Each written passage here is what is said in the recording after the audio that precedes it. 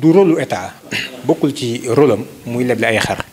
pour tabaski parce que d'abord tabaski du farata tabaski sunna la sunna si yonent Yàlla Ibrahima la alors ku ko man def ko ku ko mënul wàcc na la kooku vraiment di ci leb xanaa boo yaakaaree fay mais du une obligation maanaam du farata donc loolu moom mooy li ci am état yi tamit loolu waru ko kon du farata ci nit ki état it waru ko muy leble ay xar pour tabaski vraiment xaw ma xëy na nag yéene ju rafet moo ko kii waaye du wareefam donc loolu moom waru ko woon léegi nag bu fekkente ni dañoo leble ay xar ya dee ah loolu de moom musiba mu ànd ak balaa la ndax déjà yow leb nga ba pare bor baa ngi fi noppi xar mi bu dee na sa loxo yow jël nga xar mi il faut nga fay te amoo xar moo tabaskee loolu moom musiba mu ànd ak balaa la yow moom yàlla bu mu dal ku sant Siise mbaa ku sant Dramé Kebe ndax xam naa ni kon yaakaar ji dana tas te dana metti ci ñoom man daal jàpp naa ni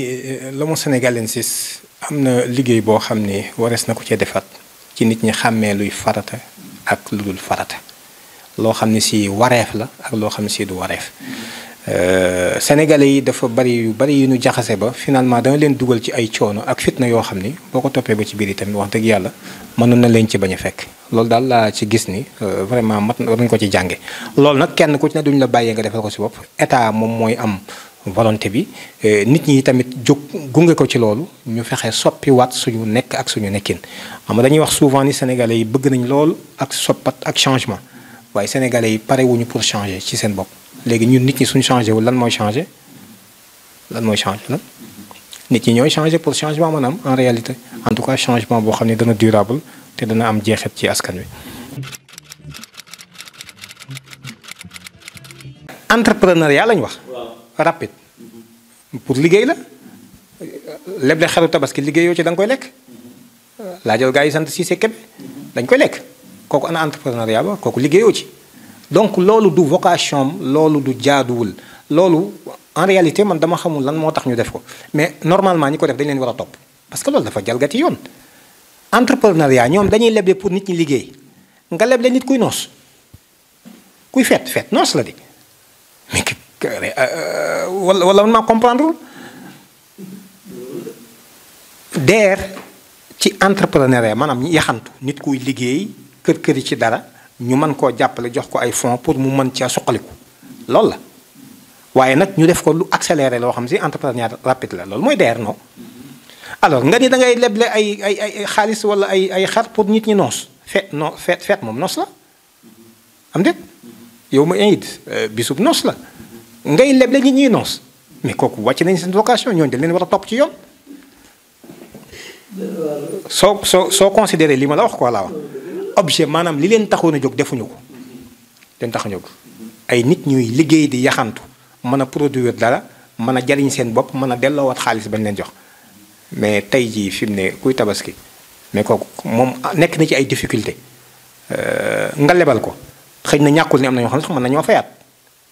waaye ce qui est sûr moom mooy ni ci ñaari objet yi ci am solo lool benn bi mooy mu ñaxantu ba amee ca dara loolu moom amu ci xam nga dafay faussé lépp benn bi nag mooy est-ce que da nga récupérer sa leb sa xaalis bi nga ko lebal. di xam nga essentiel bi mooy la direction à l'entrepreneuriat rapide ñoom dañoo bëgg a jàppale ay sénégalais yoo xam ni am nañu xalaat ñoo ngi liggéey te néew doole wala bëgg nañoo liggéey. loolu mooy objet bi su ko defee ñu jox la ay moyens nga dem liggéey mais loolu amul ci cas bi parce que ñi ñu koy jox dañ koy dem soos wàjj ko def ci seeni soos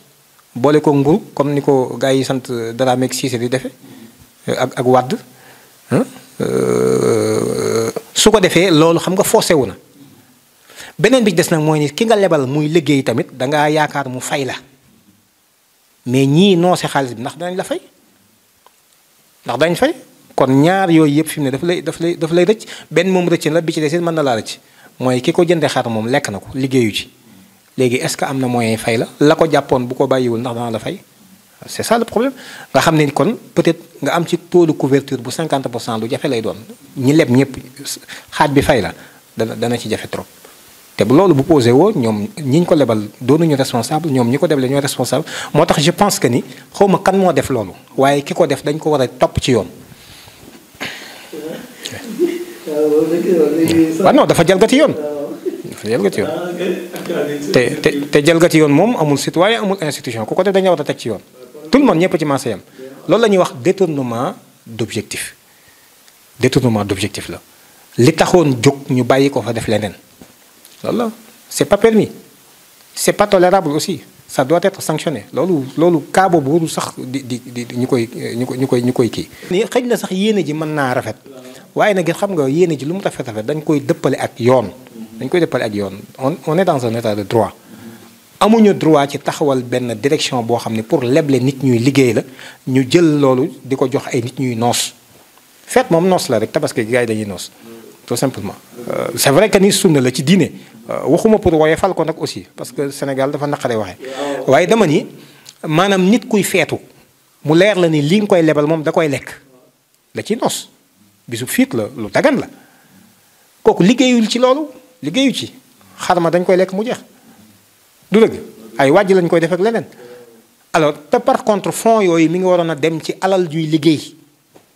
koo xam ni am na ay moyens dafa bariwul néew doole ñu war ko jàppale pour mu liggéey wala koo xam dafa bëgg a liggéey am bind projet mu nga ñëw nga jàppale ko. Ansar TV ginnaaw bi mu leen indilee programme bu mucc ayib jëm si wàllu société politique économie religion tey jii nag mi ngi leen di proposer ay services yu am solo da ngeen amoon événement cérémonie bu mu mën a doon cérémonie religieuse màggal gàmmu cant ngeen bëgg fësal seen activité événement politique conférence wala séminaire couverture médiatique fii la fekk baax également Ansar TV defal leen diffusion bu ngeen bëggee direct wala en différé si mboolem ay plateformes digitales am Ansar TV di mettre à votre disposition jumtukaay high-tech matériel dernière génération caméraman yu xarañ image yu am qualité équipe bu dynamique gaaw leen gaaw jokkoo ak ñun 78 659 31 31 wala si 76 313 86 42 Ansar TV notre force c'est la qualité.